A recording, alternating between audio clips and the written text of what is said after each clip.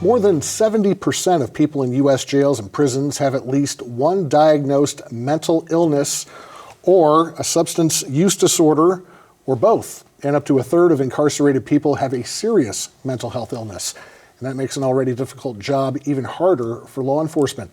Peoria County Sheriff Chris Watkins joins me now to talk about conditions at the Peoria County Jail. Good to see you, Sheriff. Good to see you. Thank you for having me. That statistic I just said, how does that relate to what you're facing in the county jail? Very close. We have about 280 individuals in our jail right now, and over 50%, probably closer to 60%, have been diagnosed or we know that there's some type of mental health issue, substance abuse issue that they're going through. And when you know that a visitor to your jail has issues like that, how much more on guard are people? Are they doing anything specifically or not doing anything specifically when it comes to that inmate? We have a screening process when they first get to our facility, and then we have 24/7 medical staff on site. We also have a full-time mental health counselor who reports to a doctor. So we're giving them the resources, but it's when you're dealing with over half of the 280 population, it's a lot to handle. Our jail was not built to handle that, honestly, because some of these people are violent. They can't control their actions. We cannot force medicate. And if they don't want to take their medication, it kind of really puts us in a tough position. So we do what we can. Unfortunately, sometimes we have to put them in an isolation cell, which doesn't do them any better either. But we have to protect themselves and the other population from them. So it is tough. We have a tough job. Our correctional officers are dealing with that every day. We're still a little bit low staffed, and it's hard to find people that want to do this job, honestly. But thankfully, we do have people that do want to. That's interesting that you said you can't force them to take medication. I would guess, at least for some of the inmates, they are in there because maybe they were off their medication to begin with. How does that work when, say, someone's bipolar?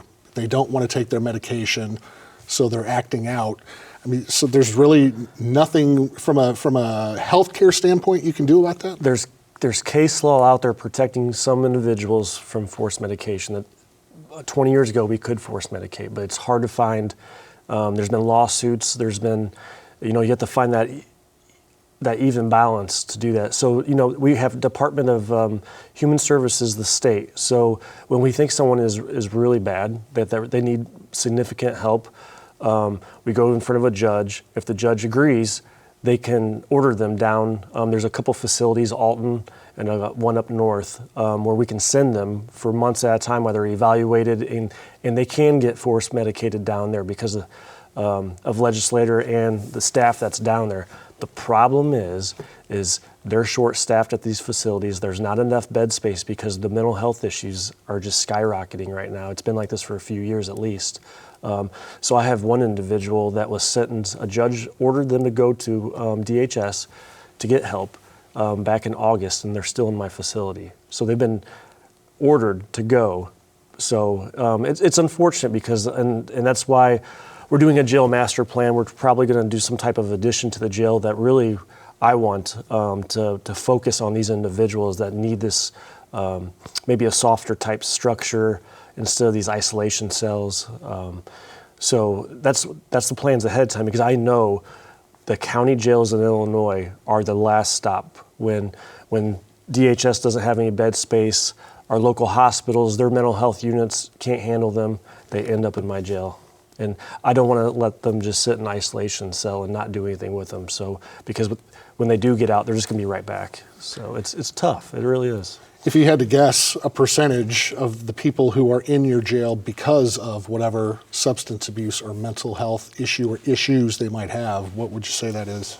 I would say 10 to 20% that's the specific reason why they're in jail.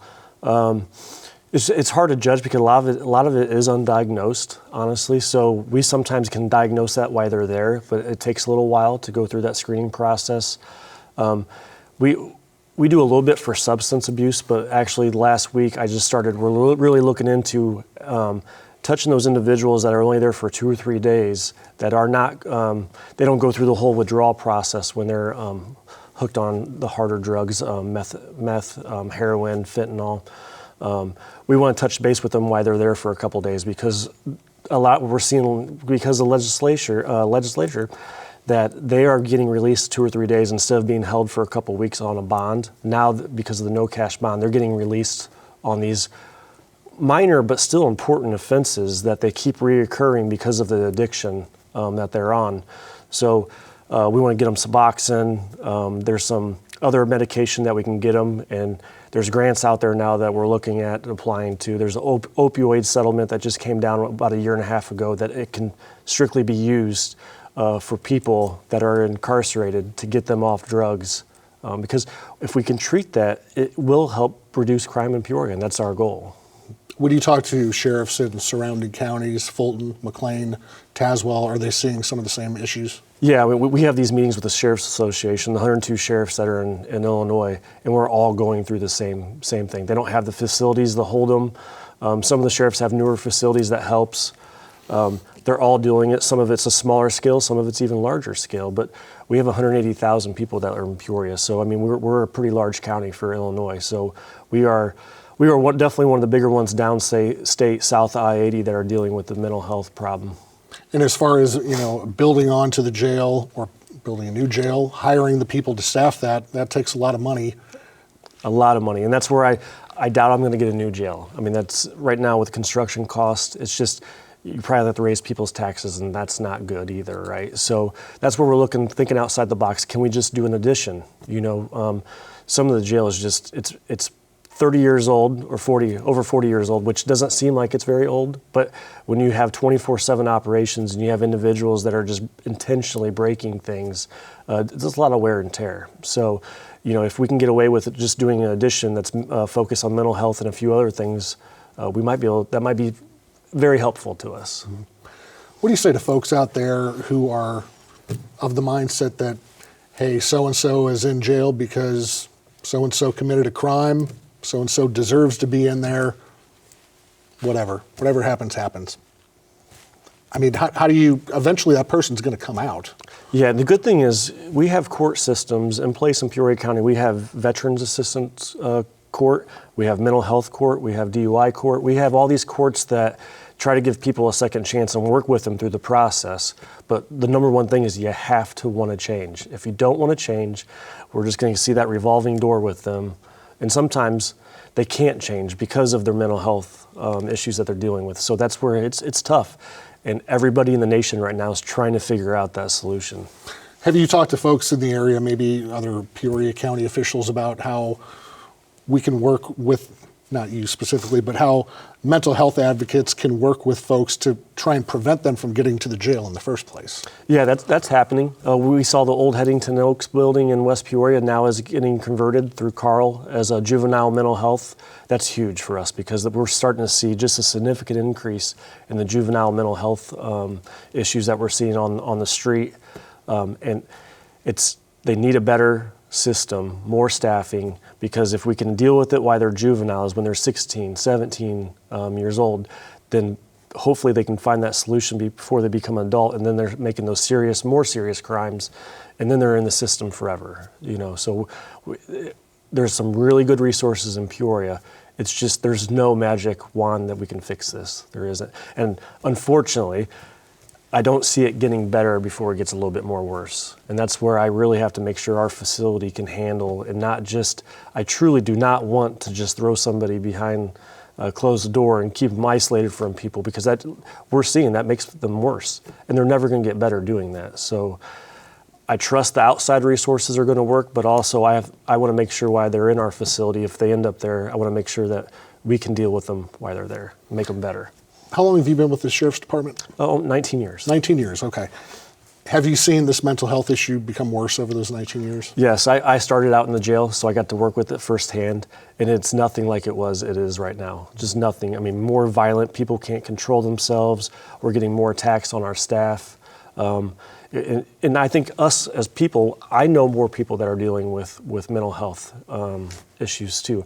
I just hired a mental health professional to deal with our staff. I have 180 employees, and a lot of them are seeing traumatic incidents. It's the first time ever we've done this. So now I have a mental health counselor that's talking strictly to our staff too, because we have to take care of ourselves, not just the detainees. And over the last few years, mental health has become such a prevalent issue that we're talking about it now in society. It's not a just shove it under the rug type of thing. How are our jail officers, sheriff's deputies being trained in terms of maybe spotting someone, hey, that person may have a mental illness, as opposed to he's just being belligerent? Yeah, I mean, we're evolving to, we have CIT training, which is specifically to deal with individuals that are in distress. Maybe they haven't committed a crime yet. We have ERS in Peoria, which is great. So a lot of times we get called to in a call that there's been no crime committed, but a parent doesn't know how to deal with a 16-year-old because they're losing control. So we show up, make sure the scene's secure. An ERS counselor, a mental health counselor, will come in, evaluate them, sometimes take them to one of our local hospitals to be evaluated. Sometimes they can just diffuse the situation as long as we're there for security. And you're also seeing Peoria Police now, they're piloting a co-responder program that's not launched yet, but it's the same in theory, to have an officer and a counselor together. But also these counselors don't want to go in these situations by themselves. They do not want to, because there's a lot of unknown, especially when you deal with somebody that has mental illness. So we have things going. It's just there's not enough of them. Sometimes our officers are waiting for 2 hours for the counselor to come. Sometimes we have to call an ambulance. So now we're tying up an ambulance for a mental health situation when they could be doing something else, and our officers could be doing something else. So. Being a police officer, sheriff's deputy is a lot more than just carrying a badge and a gun. I'm curious how, when you get to a situation like that, or even just working in the jail, how you balance being an authoritative figure and making sure this person doesn't hurt you, hurt someone else, but also having compassion. I mean, that's a balance, right? It's almost like a switch, right? I mean, because sometimes you're in an unknown, you don't know if that person has a gun, so you're always on edge. You have to protect yourself and others around you, but then you have to show that compassion and talk somebody down. So that's why not everybody's police officers. It takes a special person to do it, and we're just constantly training. It's not a perfect process, but we try to. We really do. How do you see the future of this? I mean, obviously, the mental health problems, they seem to be getting worse with people, and you've said what you would like as far as resources and space at the jail. Is there anything federally that's happening that could help out the county jails around our area? I have not seen anything federally. That's a good question. Statewide, we're starting to see some. The federal opioid settlement, that was a huge settlement that's coming down. So that's giving us some funds, because that medication that we're giving them to get off meth and heroin and fentanyl is extremely expensive. So it's nice that settlement happened, because now we, instead of using taxpayers' monies, we can use that actually to address the issue. Is there I know there's a correlation, but someone with a mental health issue and drug use, have you seen that the drug use causes mental health issues, or is it you may have a mental health issue and you turn to drugs for some kind of help? It's both. Sometimes the drug use translates into mental health. That's why behavioral health, that's kind of the broad stroke of how we talk about mental health and substance abuse, because they correlate, not all the time, but a lot of times they do. If it's alcohol abuse, drug abuse, one of those usually leads to the mental health issue, or the mental health, that's the only way they know how to cope, is drug and alcohol abuse. So we see it all, really do. There's a lot of moving parts to it. Sure. When we're talking about mental health, what are some of the mental health issues that you see most in the jail? Not being able to control themselves, which usually sometimes leads to violence, and sometimes it has nothing to do with violence at all. It's just they're lost. They need help. I've had one woman bring her son to the jail because she just couldn't control him. And then he starts attacking us in the front of the jail. And it's just an individual that just has no control over themselves. They refuse to take their medication.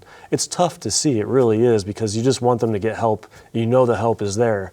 But now you're talking about forcing that help on somebody, and that's that slippery slope that medical personnel try to decide what to do with that. And we don't want them to come to our place. We really don't, but unfortunately we are, remember Zeller's 30 years ago when Zeller was open in Peoria, the old ICC, or the ICC North Campus, that really helped our population in the jail. Jail population shrunk because we weren't dealing with those individuals. They were getting help at a facility that they couldn't just leave freely either. They were getting their help because that takes a long time.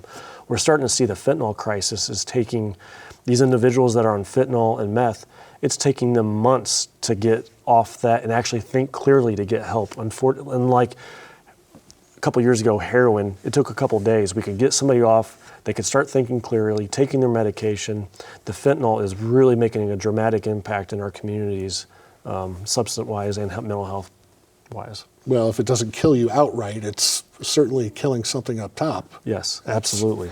And I read the arrest reports every day, and I keep seeing meth and meth and meth. Why that drug? Or is it because it's so cheap to make? When I was undercover 10 years ago, meth was the whole operation where they're making these huge meth labs in Peoria. Now it's totally different. We hardly ever see a meth lab. Now the meth is coming from south of the border, and they're mixing fentanyl with it.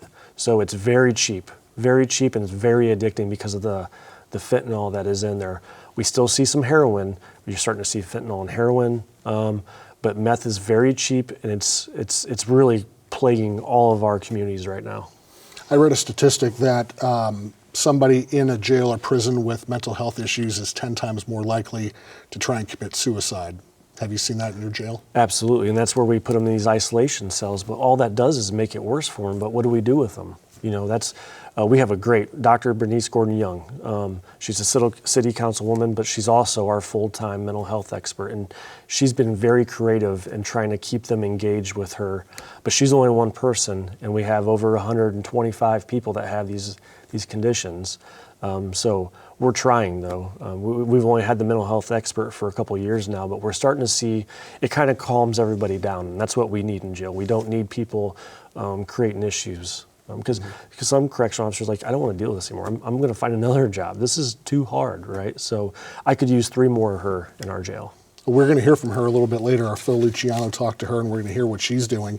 There's still some people out there, like I alluded to earlier, that really don't have sympathy for anyone in jail. And there's some people out there also who think, oh, jail, what's wrong with that? You're getting 3 meals a day, you got a bed. But obviously, it's not a fun place to be. No, our Google reviews are not very good. No, it's not a fun place. I don't want it to be a fun place. But also, we also have some evil people that have done some evil things that have nothing to do with mental health. And it's our job to keep them secure while they go through the court process and then go to prison or whatever happens to them in their case. But it's our job to make sure they're safe. And people outside the jail are safe to keep them where they need to be. We have a lot of different people in jail, honestly. A lot of mental health, a lot of people that just made one bad mistake. They're good people. They're in there. We also are doing the reentry program with Carl Cannon. So the individuals that we see are going to get out that made a couple of mistakes but are still good people, we are trying to work with them to be productive members of society. So we're trying all kinds of things. I don't want them just to sit in there and rot because I know they're just going to keep coming back. Well, Sheriff, we appreciate everything that you and your deputies and your jailers do, and we hope you win the lottery. We can get some more people in there to help with these mental health issues and get you up to full staff. Thanks, Mark, for having me. Appreciate All right, it. thank you very much. Thanks. Well, as we mentioned earlier, our Phil Luciano went to the Peoria County Jail to talk to 2 employees there who are helping people transition back into society. At the Peoria County Jail, mental health is important among detainees, but it's also important for the safety of jail staff and the well-being of the community. That's the view of Dr. Bernice Gordon-Young and Angel Cruz, who work together to address mental health issues facing detainees, a job that gets harder all the time. We've got more people that are struggling with mental health. We've got more people that are struggling with substance use. Gordon-Young is the jail's lead mental health counselor, assisted by 4 part-timers on weekends. Cruz is the reentry case manager, preparing detainees for their next step, either prison or release. Together, Gordon Young and crews seek the best combination of services to put each detainee on a better path.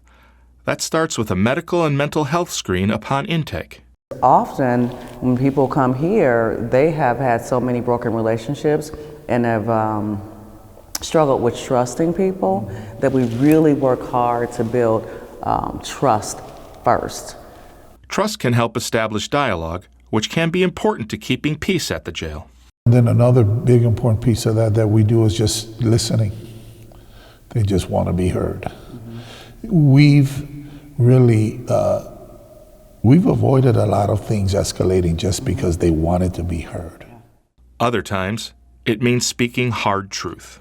And then we also have to be very, very clear with folks and say, that's irrational. Or we have to, what I say, call them on their mess. Yes. Some detainees have severe mental health issues that call for extensive counseling and possibly medication. This can lead to a breakthrough, even if a detainee has had mental health diagnoses previously. When we start having those conversations about choices, and sometimes I'll say, let's go back a generation. Let's look at some things. Let's unpeel some layers. Then there's this recognition of, wow, sometimes we go back to 4th grade, just looking at were you struggling in school, identifying, well, that wasn't ADHD, that was anxiety, you know? And yes, you have a short temper, but it really is because you're struggling with the lack of control and being controlling related to anxiety. Getting to the root of mental health issues can be the first step in breaking the cycles of bad choices. We try to disrupt that behavior here. Otherwise, you're going to perpetuate the problem every step of the way. For some detainees, counseling and treatment might continue in prison. Even there, they can make positive changes, which start at the jail. Let's start it now, whether you're going back into the community or you're going to prison. You know, the reason why this door is constantly revolving and you're in and out is because you're wasting time doing time. What does that look like? For detainees heading for release, the jail helps arrange connections for needs such as employment, education, and housing, along with substance abuse treatment and mental health counseling. And so if I can just have an opportunity to just let them know there's somebody here that's willing to support you, they may continue with counseling once they're released from here. They may actually follow up with the resources that are being provided. And that's how we reduce the recidivism rate. Welcome back. Phil Luciano joins me now, and boy, I'm glad that we have people like that. Not only the people you talked with, but our jailers, our sheriff's deputies. That's a hard job. It's an incredibly hard job and getting harder all the time. And it's not necessarily, it is part because of the behavior of some of these inmates, but also because, frankly, we're just becoming a more aware society. And I'm not talking woke or anything that people are pejorative about. I mean, we're just learning and appreciating more about the value of mental health treatment. And, you know, years and years ago, I mean, people might be watching this and saying, well, it didn't used to be like this. Well, yeah, it's because we didn't really realize what a big factor mental health is regarding, well, everything, but especially criminal behavior. Sure. And so as the more we learn about all this, you've got to be, if you're a jailer or a deputy, you've got to be multi-trained just to get through a day, let alone really helping these folks moving forward. And that, you know, we want, as people, we want simple solutions. You know, here's the problem, here's the solution. And the stuff you're talking about tonight, this is really, really complex. And you know what that means? Expensive. Expensive, and like the sheriff said, you can't force anyone to take medication which might make them better, because we're a litigious society, and you know they could get in a lot of trouble doing that, obviously. But sometimes even medicine, for some people, just doesn't work. Right. There's a lot going on, the medicine, the treatment, the diagnosis, the getting them to do it, and all that stuff.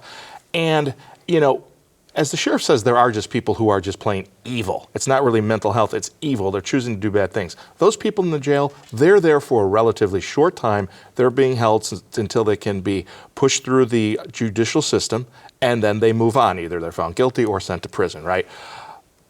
But there are also a lot of people who are at the lower level, and maybe they might be going through the state system through court, but they might have already been sentenced, and they're there for a while. Either way, these are not the headline grabbers. These are not the kind of cases you see on Law and Order. These are the lower level, either misdemeanors or lower felonies, and these are people who are coming back again and again and again. And a lot of times it is the mental health aspect. And so from the outside you can say, wow, well, we don't want to spend that money. You're in jail, that's too bad. But if we have that attitude, at the very least, if you don't care about people as people, you got to care about the money aspect, right? And it is just very expensive to keep arresting and rearresting and re-prosecuting and just housing these people again and again and again. It's not cost effective. Yeah, well, it's good to see that we do have programs here locally who are trying to keep people from going to jail in the first place. The hard thing, though, is that, and this was sort of maybe 30-ish or a little more years ago, places like Zeller that used to be, I don't want to call it institution, it sounds so bad, but a place where people could go and get mental health help. Well, those places like that throughout the state got phased out, and that was a budgetary decision by the state. So what happened to those people, or those people who are their equivalent today? Where are they? A lot of them are homeless, a lot of them are committing crimes, a lot of them are just not getting the help they should be getting, and so maybe not a great decision. Now we got to deal with it. Yep, we certainly do. Well, let's tell you a little bit about our next show. You got to see this coming up in just a minute. Always a great time to get out there and see some of those things that we don't normally see and bring them to our viewers, right? And we've got some of those places and people that you're just going to want to sit back and relax and enjoy here. All right. Thank you very much for watching. We hope you enjoyed our program. Check us out at WTVP.org and on Facebook and social media like the Instagram. Have a good night. Instagram.